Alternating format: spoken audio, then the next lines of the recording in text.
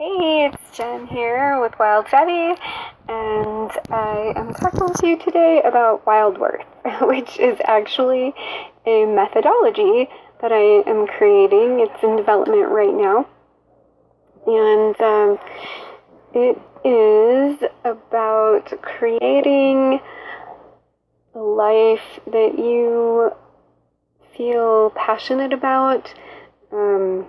If you've been kind of living according to other people's expectations, or you just maybe you're just not really sure what you really want, then this is a great methodology.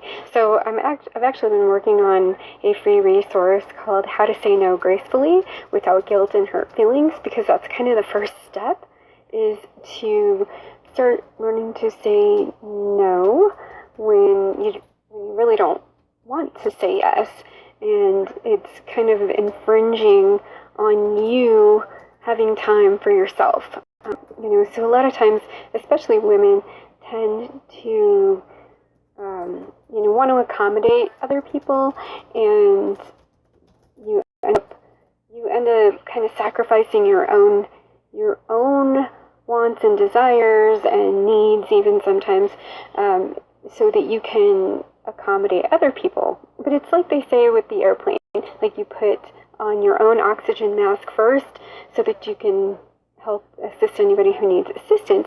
If you don't have oxygen yourself, you're not going to be able to help anybody else because you're going to be passed out on the floor. So it's the same thing with life. You have to be able to tell people no when you need to take care of yourself first, so that you have the time and space and the energy to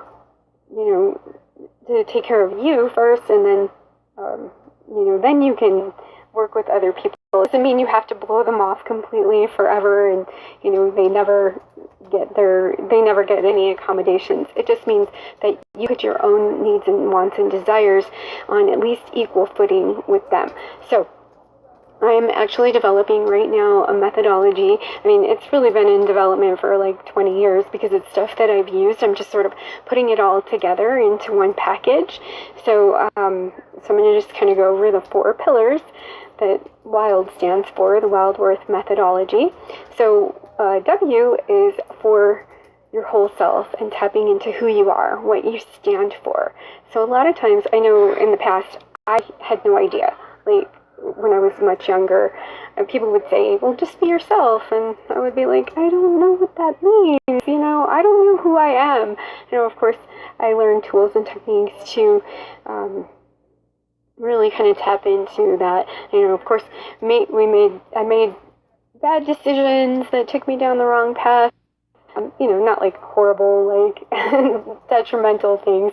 Just, I was kind of living a life that I didn't really want because I didn't really know what I wanted yet. And I think that's just part of youth, and you start learning who you are and understanding that. But, even I know people just kind of go through the motions of life based on choices that they've made in the past, and you don't really step back and go, hey, wait a minute, like, is this even still what I want? Not everyone does that.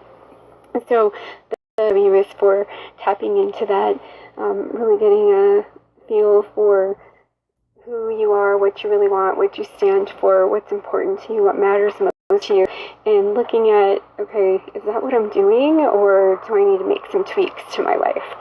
Right? And the I is for influence. There's different things that influence you and that you can influence as well. So there's some things that you have control over that you can tweak, and there's some things that you don't really have control over, and that's where other pieces of this come into play, so you can be at peace with those things.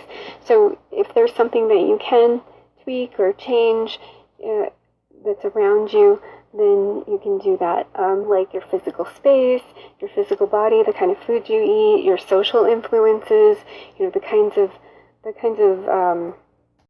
media that you consume or books that you read, that kind of stuff.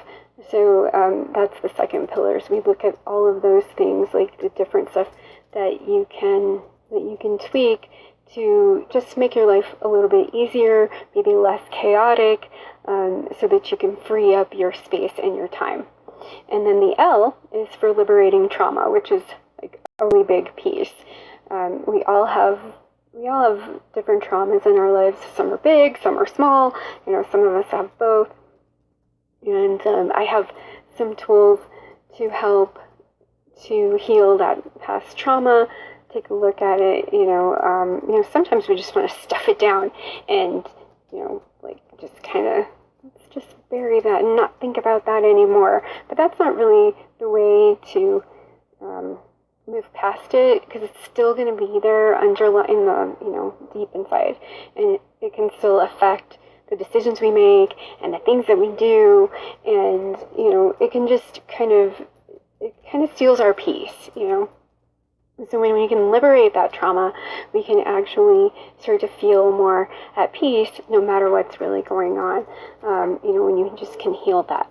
A second piece of liberating trauma is a whole system that I have called personal core strengthening, and that's like rebuilding with the core values to cultivate a certain values and characteristics like gratitude, compassion, forgiveness, and forgiveness is like a really huge big one, and that's part of healing healing and liberating traumas also. So like I said, I'm just kind of giving an overview here. So there's I have some big traumas, but we won't get into that. But I also have kind of one that seems sort of silly, but it was something that really triggered me. When I was a pretty young kid, we didn't have a lot of money, and I was at some kind of a fair or event or something with my mom, and there was someone had balloons for sale, and she was going to buy me, just one of the regular ones, but then they had this like cool big fancy one that was of course more expensive.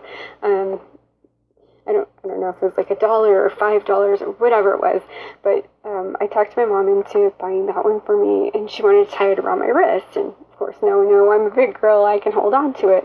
Yeah, I didn't, and I just, for the longest, for years and years and years, I could just like see that balloon floating like out of my reach. I'm trying to reach up and grab it, and of course, once it's out of your hands, it's out of your hands, and I just had this vision of this balloon floating up into the sky out of sight for years and years and years, and it would just make my gut hurt because I felt so badly that she spent that money on it, and I think that was tied to some money issues too, and it seems super silly right now because it was just a balloon, right? But in my little 7-year-old mind, or whatever age I was, something like that, it really was kind of a weird trauma for me.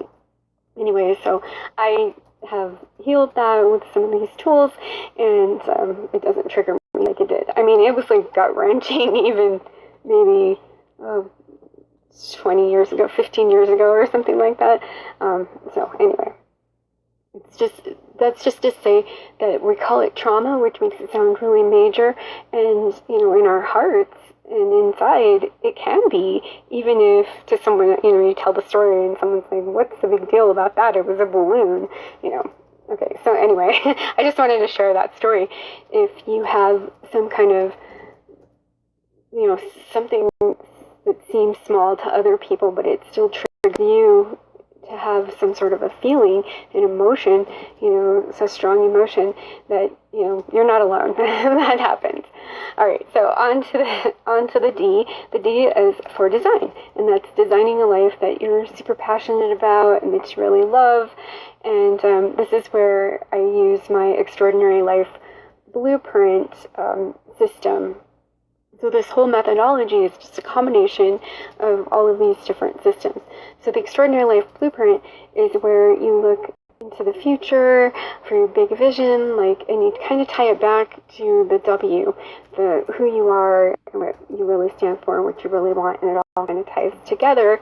So you're designing this life that you want, and then we have this whole big picture, and then we break it down into smaller chunks, and I have some techniques to help you gain momentum and just kind of pull you into that life, so effortlessly, one little step at a time. So you might look at the big picture vision and think, oh my gosh, that's so far from where I'm at right now that it seems undoable. But I have a systematic method. Like, I'm super obsessed with systems and systematic ways of doing things.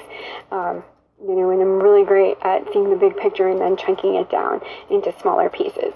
So that's the D, the Extraordinary Life Blueprint, and there's like a lot of little nuances there to help actually make it happen. So, you might have set goals before and you reach them, but this is a way where it really sets you up for success.